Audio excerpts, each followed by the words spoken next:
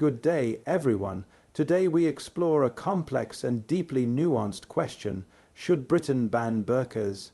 This is not just a legal or political issue. It is also a moral, cultural, and educational one. The burqa is a garment that covers the body and face, traditionally worn by some Muslim women as part of their religious and cultural expression. Often misunderstood or misrepresented, the burqa is more than just a piece of clothing. It carries significant historical, religious, and socio-political meaning, particularly in Islamic societies. In discussions about public policy or cultural identity, it is essential to understand what the burqa represents to the individuals who choose to wear it, as well as how it fits within broader conversations about multiculturalism, individual freedom, and social norms. The term burqa is often used interchangeably with other forms of Islamic dress such as the niqab or hijab, but there are important distinctions. The burqa typically refers to a full body covering that also includes a mesh screen over the eyes, allowing the wearer to see while completely concealing her face. In contrast, the niqab covers the face but leaves the eyes visible, while the hijab usually refers to a headscarf that covers the hair but not the face. This distinction is important because debates surrounding the burqa often center specifically on the issue of face covering, particularly in public or official spaces. Historically, the practice of veiling predates Islam and has been present in many societies, including Byzantine, Persian, and Indian cultures. In Islam, the interpretation and practice of modest dress for women vary widely by region, culture, and individual belief. For some Muslim women, wearing the burqa is a deeply personal and spiritual act that signifies modesty, devotion, and identity. For others, it may be a cultural norm rather than a religious obligation. It is important to recognize that not all Muslim women wear the burqa, and there is a wide diversity of thought within Muslim communities regarding its necessity or desirability. In countries like Afghanistan and parts of the Middle East, the burqa has traditionally been more common, sometimes enforced by social expectations or government mandates. In contrast, in Western countries like Britain, the choice to wear a burqa is typically a personal decision made by a minority of Muslim women. This difference in context is crucial when examining whether public policy should regulate or restrict such clothing. Understanding the significance of the burqa requires sensitivity to the voices of those who wear it. Many women who choose to wear the burqa describe it as an empowering experience, one that allows them to assert control over their own bodies and resist societal pressures to conform to certain beauty standards. For these individuals, the burqa is not a symbol of oppression, but of autonomy and religious commitment.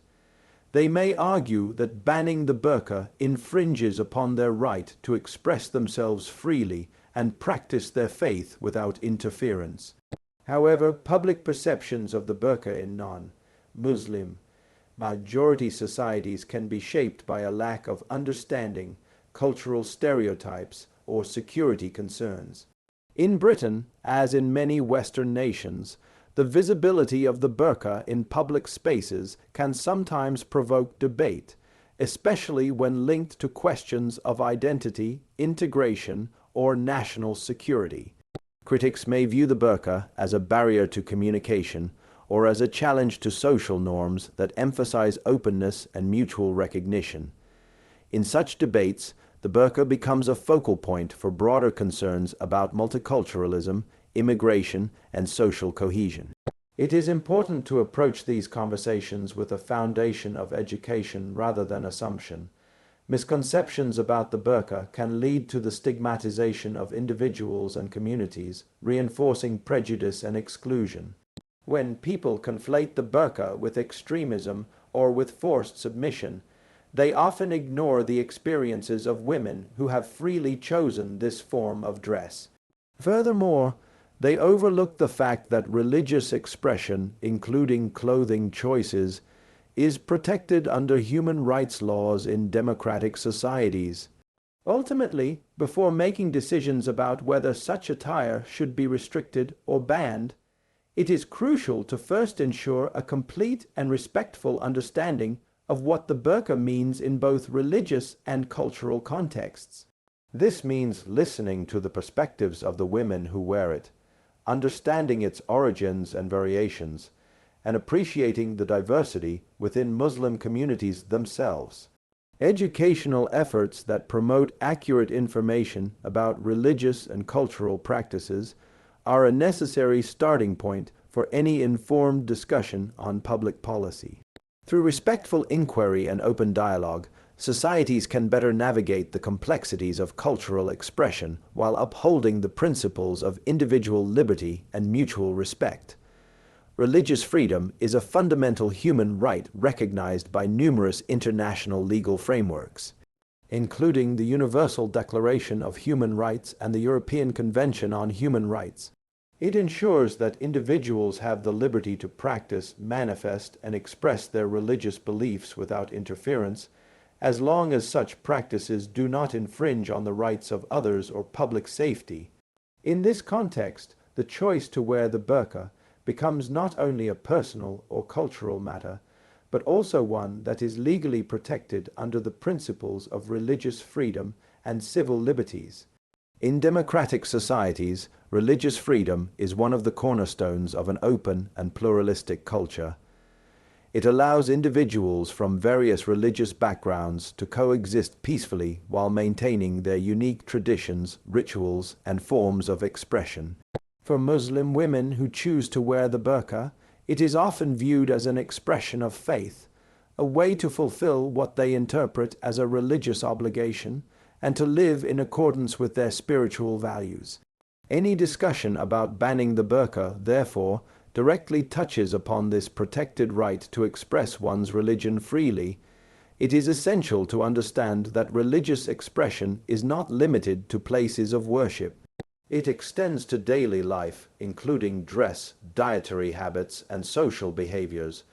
Wearing a burqa may be seen by the individual as a constant reminder of modesty, humility, and devotion to God. For such individuals, being prohibited from wearing the burqa could be perceived as being denied the ability to live according to their faith. This raises serious ethical and legal questions about whether the state has the right to dictate how someone expresses their religion in public spaces. From a human rights perspective, the issue of banning religious clothing often raises concerns about equality and non-discrimination. If one religious group is targeted or limited in its practices, it can create a precedent that threatens the rights of others as well. Laws that seek to restrict the wearing of the burqa can unintentionally, or in some cases deliberately, single out a minority group, leading to feelings of alienation, stigmatization, or second-class citizenship. This undermines the very principles of fairness and equal treatment that democratic societies strive to uphold. Furthermore, international law stresses the importance of proportionality when restricting religious freedoms. This means that any limitation on religious expression must be clearly justified, based on pressing societal needs, and applied in the least restrictive way possible. A total or broad ban on religious attire like the burqa may fail to meet this standard. Governments may argue that such a ban is necessary for reasons such as security, identification, or the promotion of secularism. However, these goals must be carefully balanced against the fundamental rights of individuals to express their religious beliefs freely.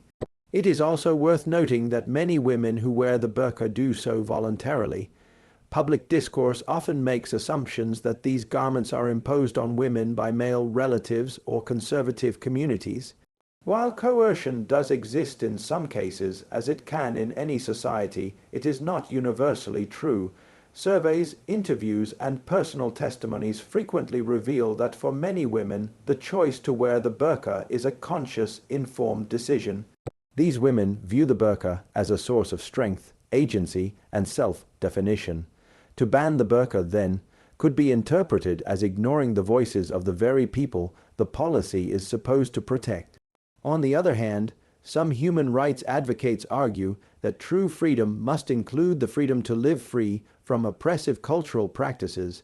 They may claim that banning the burqa could help liberate women who are being forced to wear it.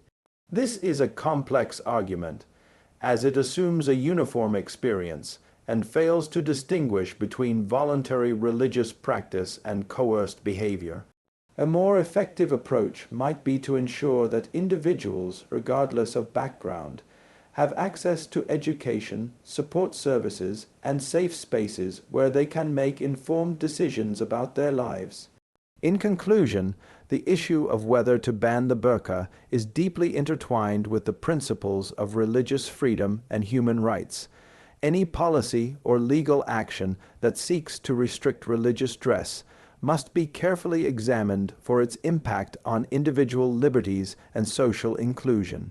Rather than imposing blanket restrictions, a more ethical and effective solution lies in promoting dialogue, ensuring informed choice, and upholding the right of every person to live according to their faith, as long as it does not harm others. In this way, societies can honor both their commitment to human rights and the richness of cultural and religious diversity. The conversation around whether Britain should ban the burqa often brings up questions related to public safety and national security. One of the central arguments made by supporters of such a ban is that garments like the burqa, which cover the face completely, may hinder effective identification and surveillance in public spaces. This argument highlights a real and important consideration in modern societies, maintaining public order and security in a time when threats such as terrorism, organized crime, and identity fraud are present. However, any potential benefit in this regard must be weighed carefully against the protection of civil liberties, including the right to privacy, religious expression, and freedom from discrimination. Supporters of burqa bans sometimes cite specific examples where individuals wearing face-covering garments have used them to avoid identification or conceal illegal behavior. These concerns often lead to the conclusion that banning the burqa could be a preventive measure to enhance public safety. In certain situations, such as passing through airports, entering government buildings, or interacting with law enforcement, being identifiable is unquestionably important. However, it is critical to distinguish between temporary identification requirements in specific contexts and a complete society-wide ban on a particular form of dress. Democratic societies are built on the principle that restrictions on personal freedoms should be both justified and proportional. Banning the burqa in all public places may be seen as a disproportionate response to isolated security risks. Rather than implementing an outright ban, policies can require individuals to show their face for identification purposes when legally necessary, such as in courtrooms, at border crossings, or when accessing public services, while still respecting their right to dress as they choose the rest of the time. Such solutions can balance security needs with civil liberties without targeting or excluding specific religious groups. Another layer to this debate involves public trust and social cohesion. Some argue that being able to see one another's faces is essential to communication, social bonding, and mutual understanding. They believe that the concealment of facial expressions can create discomfort or suspicion, especially in contexts where open interaction is expected. While this may hold some truth in certain cultural frameworks, it must also be acknowledged that different cultures interpret interpersonal interaction differently. The visibility of the face is not the only determinant of honesty or openness. Assuming that individuals wearing the burqa are inherently less communicative or trustworthy risks falling into the trap of cultural bias and stereotyping. At the heart of this debate lies a difficult question. To what extent should society limit individual freedoms in the name of collective safety? Civil liberties, including the right to express one's religion, are not absolute. They can be limited when they conflict with other people's rights or with the public good. However, such limitations must be narrowly tailored. The European Court of Human Rights, in several rulings, has affirmed that states have a wide margin of appreciation in regulating religious symbols, but has also emphasized that such regulation must not violate the essence of the right to freedom of religion. Critics of burqa bans argue that such measures do not significantly improve security and instead alienate communities, particularly Muslims, further from mainstream society. When a religious or cultural practice becomes the subject of legal prohibition, it can reinforce perceptions that a certain group is unwelcome or distrusted. This can have the opposite effect of what security policy intends. It can reduce cooperation with law enforcement, foster resentment, and even contribute to radicalization. In this sense, security-based bans may be counterproductive, creating more tension rather than resolving the issue. Moreover, civil liberties are not only legal rights but moral and social commitments to the dignity and agency of every person. When laws begin to target what people wear, especially when tied to religion, a line is crossed where the state intrudes into private life and individual conscience. Such interventions must be justified not only in terms of measurable outcomes like crime prevention, but also in moral terms. Can a society justify limiting the freedom of a small number of women, many of whom willingly choose to wear the burqa, in the name of a vague or generalized sense of security? In conclusion, while security concerns are legitimate and must be addressed, they should not be used as a blanket justification to erode civil liberties. A more balanced approach would involve contexts, specific identification policies, continued community engagement, and public education, rather than restrictive laws that risk stigmatizing minority populations. In a democratic society, true security comes not only from surveillance or control, but from mutual respect, fairness, and inclusion. The debate surrounding whether Britain should ban the burqa is not only about security or religious freedom.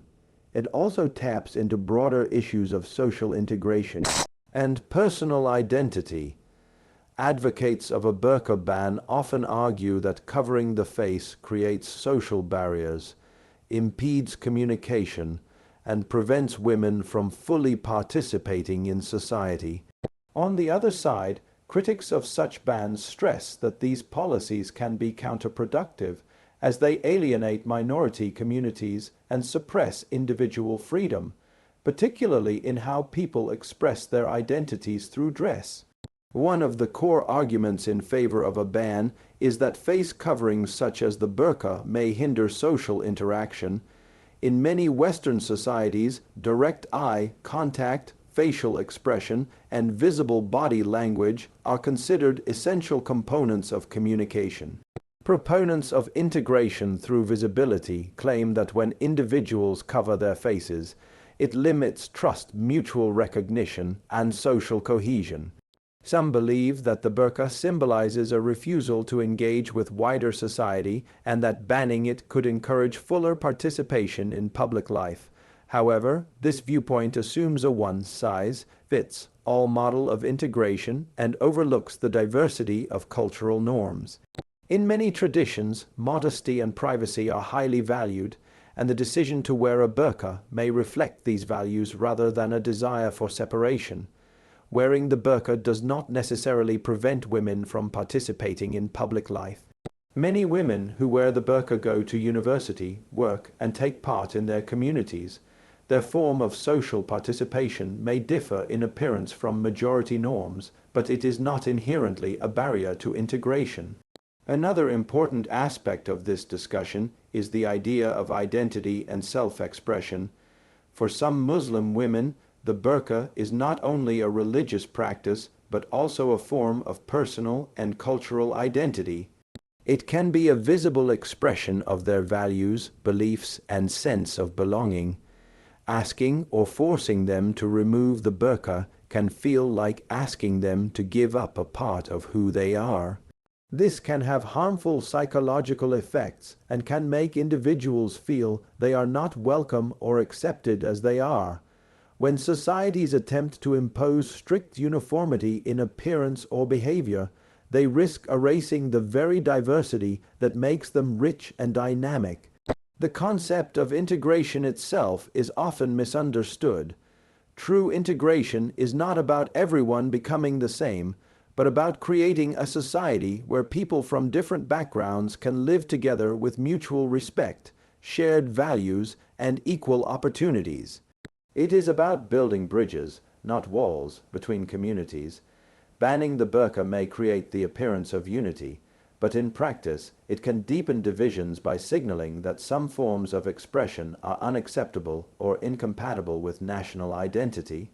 Critics of the burqa sometimes view it as a symbol of gender inequality or oppression and argue that banning it would help promote women's rights. While concerns about coercion are legitimate in some cases, it is important not to assume that all women who wear the burqa are forced to do so. In fact, many women defend their choice to wear it and see it as empowering. They argue that deciding for themselves how to dress is a key part of their autonomy. Imposing a ban removes that autonomy and places the power in the hands of the state rather than the individual. Educational and community-based approaches may be far more effective than bans in promoting social integration. When communities are given space to express their identity freely, they are more likely to engage positively with society. Schools, workplaces, and public institutions can all play a role in fostering understanding by promoting cultural literacy, open dialogue, and respectful engagement. Such efforts encourage mutual recognition and allow integration to occur organically rather than through legal imposition. It is also crucial to listen to the voices of those most affected by this debate, Muslim women themselves. Policies that affect their daily lives should be informed by their experiences, perspectives, and needs. Integration should never come at the cost of silencing or excluding those who are already marginalized. In conclusion, the question of banning the burqa in the name of social integration must be approached with great care. While it is important to encourage social participation and communication, these goals must be pursued in a way that respects personal identity, cultural diversity, and individual choice. A society that values freedom and inclusion must ensure that all individuals can participate on their own terms, not just those who conform to a majority view of how they should look or behave. The issue of banning the burqa has generated intense debate among feminists and women's rights advocates, with opinions deeply divided. Some argue that the burqa is a symbol of female oppression and patriarchal control, and therefore banning it would be a step toward gender equality. Others contend that such bans actually harm women by taking away their agency and silencing their voices. Understanding these differing perspectives is crucial to addressing the complexity of women's rights in a multicultural and democratic society like Britain. One strand of feminist thought views the burqa as a visible manifestation of gender inequality. From this perspective, the practice of covering women from head to toe, especially including the face, is seen as a way to erase female presence from public life. Some feminists believe that the burqa is not merely a religious or cultural practice, but a tool used to enforce modesty norms that disproportionately burden women. In this view, banning the burqa could help protect women who are coerced into wearing it by family, religious authorities, or social pressure. Advocates of this view often emphasize the importance of universal rights and believe that cultural practices that restrict women's freedom should be challenged, regardless of religious or traditional justification. However, this view has been criticized for being overly simplistic and culturally insensitive. Many women who wear the burqa voluntarily argue that feminist values should support their right to make personal choices about their own bodies. These women often say they wear the burqa as an expression of faith, identity, and autonomy. From their perspective, the act of choosing to wear the burqa, especially in societies where it is controversial, can itself be empowering. They argue that feminism should support a woman's right to define her own empowerment, whether that means wearing the burqa or not. This brings us to a broader and more nuanced feminist argument: choice is key. True gender equality means women have the right to make decisions for themselves, free from coercion, whether that coercion comes from religious figures, family members, or the state. From this angle, a law that bans the burqa is just as coercive as one that forces women to wear it. Both deny women the right to choose for themselves. Feminists who support this view argue that the focus should be on empowering women through education, economic opportunities, and social support, not by controlling what they wear. Another concern raised by many feminist scholars is that banning the burqa might lead to further marginalization of Muslim women. In practical terms, women who are used to wearing the burqa may feel forced to stay at home if they are no longer allowed to dress as they wish in public.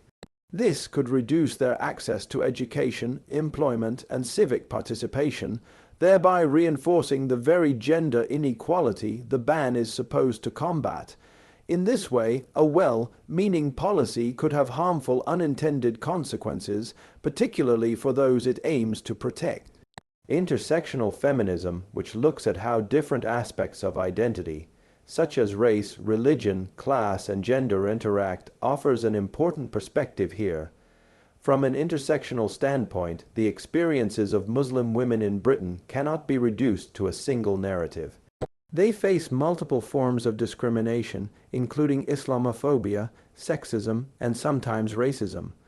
A law that bans the burqa might worsen this by targeting a visible symbol of their identity, without addressing the underlying issues of inequality and exclusion that many face. Feminism is not a monolithic ideology, and it must adapt to different contexts. In multicultural societies, it becomes essential to include the voices and experiences of women from diverse backgrounds. Western feminist frameworks must be careful not to impose values that disregard or misunderstand the lived realities of Muslim women. Feminist solidarity requires listening to what women actually want, rather than assuming what is best for them based on external judgment. In conclusion, the feminist debate over the burqa is deeply complex.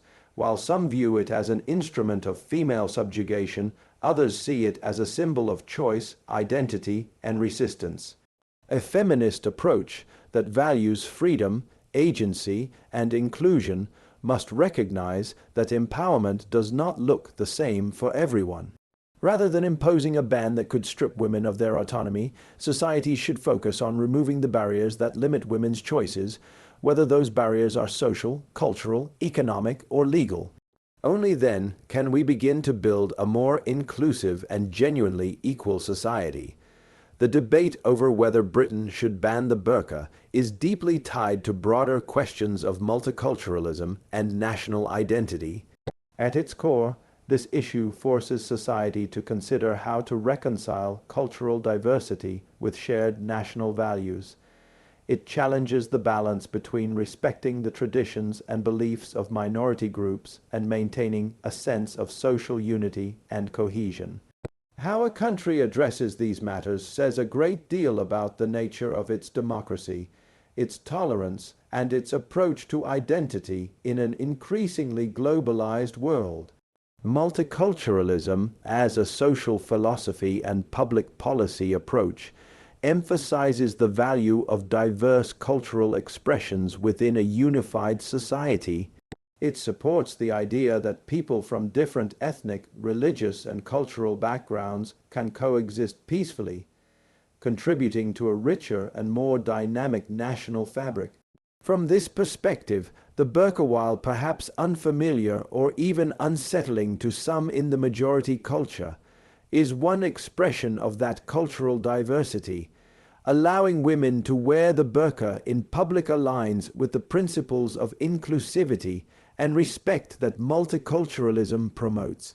However, critics of multiculturalism often argue that too much cultural accommodation can lead to fragmentation rather than unity. In this context, they claim that the burqa represents not just cultural difference, but active separation.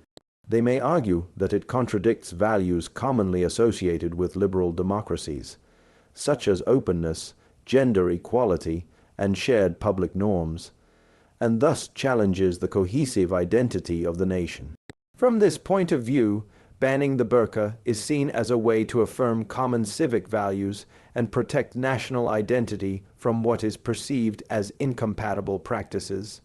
But this view assumes that national identity must be culturally homogeneous, when in fact national identity is constantly evolving. Britain, like many modern democracies, is a nation of many cultures, languages, and traditions. Over time, its national identity has been shaped by waves of migration and social change, attempting to impose a single definition of Britishness that excludes certain forms of cultural expression risks alienating significant portions of the population. True national unity is not created through uniformity, but through a shared commitment to democratic values, such as equality, liberty, and the rule of law, that can be upheld by people of many backgrounds. There is also the risk that targeting specific cultural or religious practices, like wearing the burqa, may lead to the perception that national identity is built on exclusion rather than inclusion. If laws are seen to be directed disproportionately at one group, in this case Muslim women, they may deepen feelings of marginalization and reinforce the belief that full membership in society is conditional upon cultural assimilation. This weakens the very cohesion such bans claim to protect, as it drives a wedge between communities and the broader society. Furthermore, multiculturalism does not mean the uncritical acceptance of all practices. Liberal democratic societies have the right and responsibility to set boundaries around practices that violate human rights or public safety. But these boundaries should be defined carefully, using consistent principles rather than cultural preferences or public discomfort. Wearing a burqa may be a visible sign of cultural difference, but that alone is not sufficient reason to ban it.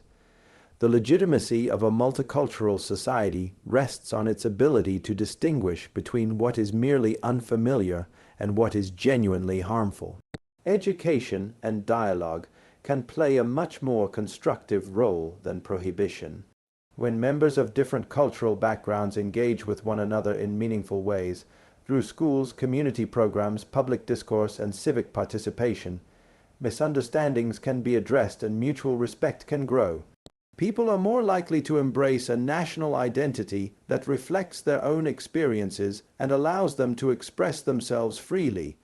In conclusion, the burqa debate must be understood within the larger conversation about what kind of nation Britain wants to be. If Britain sees itself as a multicultural democracy committed to human rights and inclusivity, then it must protect the right of individuals to express their identities, even when those expressions challenge majority norms. Banning the burqa in the name of national identity risks reducing that identity to a narrow and exclusionary standard. Instead, a more inclusive and confident national identity should recognize that diversity is not a threat, but a strength. By embracing multiculturalism thoughtfully and consistently, Britain can build a society where unity and diversity reinforce, rather than contradict, one another.